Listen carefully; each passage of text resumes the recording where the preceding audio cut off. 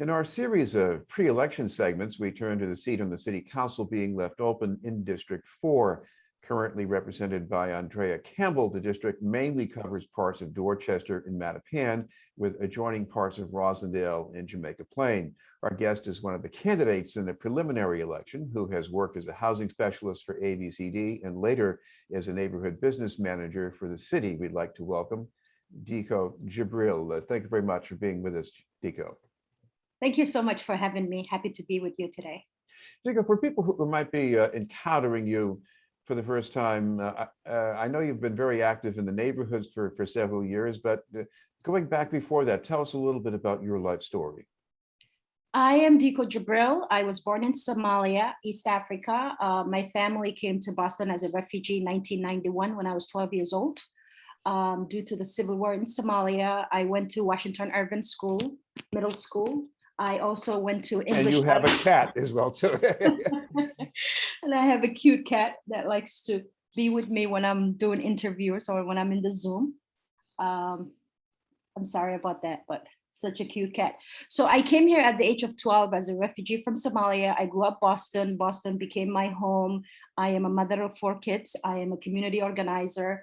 I am a business owner in District 4. Currently, like you said, Chris, I work at the Mayor's Office of Economic Development. I have been there 3 years now, serving small businesses in Mattapan, Bowdoin, Geneva, Four Corners, Phil's Corner, and Mission Hill. I know you came here to get away from violence in Somalia. At least your family made that decision. But, right now in Dorchester, here it is, July 5th. What happened? July 5th, Chris, thank you so much for asking. The unbelievable thing happened. It was a normal Monday right after 4th of July. During the day, I would say it was about 12 o'clock, and 39 shots were fired in and around my house. Sorry, I'll move my cat. My neighbor almost got killed. 2 bullets went to her bedroom. She was laying down. One ended up in her pillowcase, but luckily she was not laying on that pillow. And the lack of service that we got was unacceptable. All I could think is when I heard the shots, I thought it was some fireworks. But then when I realized it wasn't firework, because it was very close, I told my 12 years old who was with me, in the other room, I shouted her name and I said, get down and crawl it. And all I could think is, Chris, is when I was 12 years old in Somalia, and my mom would tell us consistently, how to get down, how to hide from bullets.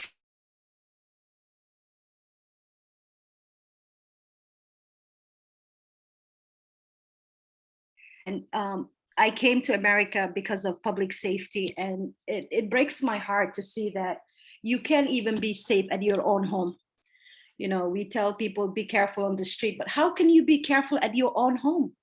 This is unacceptable. And my neighbor and I, we've been saying, where is the trauma team? I had to call the mayor's office. I had to call the council's office. I called everybody on my contact, and the trauma team came the next day. We had to figure out our own, and this is unacceptable. Family who have been traumatized. District 4 has a history of underserved residents, and we need to change that. We need to change that. The greatest country in the world, their neighborhood should not suffer public safety. And it's something that it's critical to my campaign, because I have seen, not at childhood, but I also seen in my adulthood here in Boston. And as a city council, I will make public safety key priority. I will create jobs for youth and opportunities. Nobody wakes up, Chris, to be a gang member. Nobody says, oh, I want to join a gang. There's reasons, and we need to prevent those reasons. And I come to realize that the trauma team only responds when there's a body involved homicide. Why do we have to wait? Chris, my neighbor's traumatized. I am traumatized. Physically, thank God nothing happened to us. But psychologically and mentally, we have been traumatized and we need help. And as the city council, I will bring those lived experiences at the table and make sure that the trauma team are fully funded, make sure that our youth programs are fully funded, and make sure that families get the services that they need.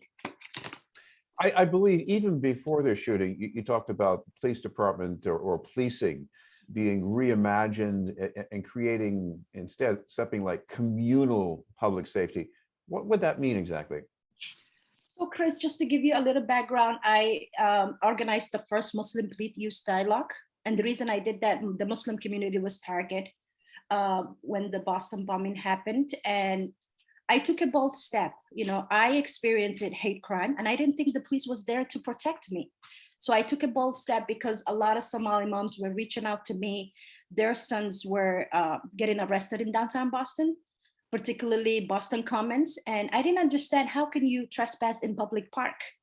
So I reached out to Commissioner Evans at the time, and I created the first Muslim Youth Police Dialogue. And before I did that, I said, let's get to know each other. You know, I organized a town hall meeting for just parents, and then I organized another town hall meeting for youth. And from there, you know, we exchange our fear towards the police. The police acknowledged that they didn't understand the Somali community. If they see 3-4 Black guys in downtown, they would thought that they're up to something. And from there, we have, like, now we have a Somali police officers who are, you know, MBTA police officers. So community police works if both people are sincere about engaging one another. And as a city council, I want to continue those conversations, make sure that our community in D4 doesn't get over-policed, but make sure they get the resources they need. Example, Monday, the police came in and did what they had to do, but they didn't inform us trauma team. They didn't inform us if there's a services out there. So I want departments to be working with one another, because as a whole, we have to be a village that cares about their citizens.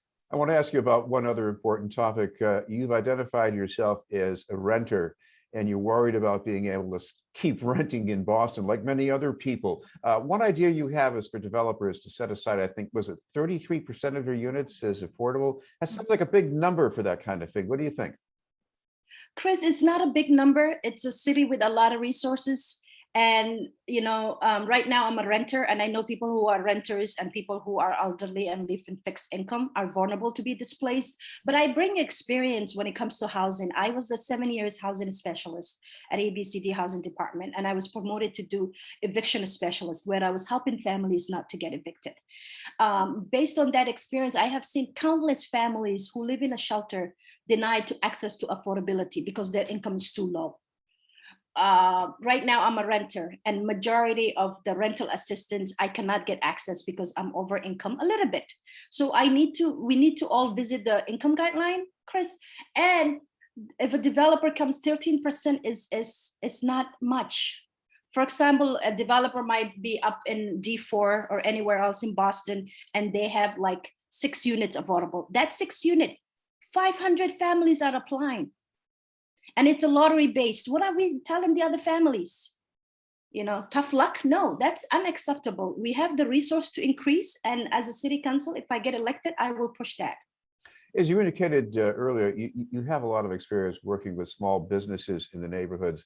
Some of them are doing pretty well right now, but some of the others, they need more time to catch up. What do you see yourself doing for those businesses? So Chris, I am the founder of the African Mall in Roxbury, 1127 Harrison Ave. Nubian Square. I founded that business, my own resources. I didn't know the city had resources, but now my job is to educate people about their resources and give them the resources that the city offers. So as a city council, I will bring those experience. I know what barriers a small business have, especially if they're minority, women-owned, immigrants. They tend to shy away the city resources or don't even know it. So I will bring, as a city council, I will bring that experience. I will, offer workshops in multiple languages. I will educate them about credit. A lot of businesses are not getting institutional loans, and even community lender loans. They're not getting it because of their credit or other barriers. So I will help facilitate those barriers.